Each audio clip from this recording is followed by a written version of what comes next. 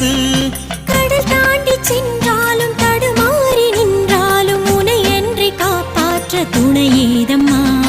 மகமாயி மனது வைத்து மனம் குளிர உனை கண்டு மண்ணாள அருள் பொழியும் நேரம்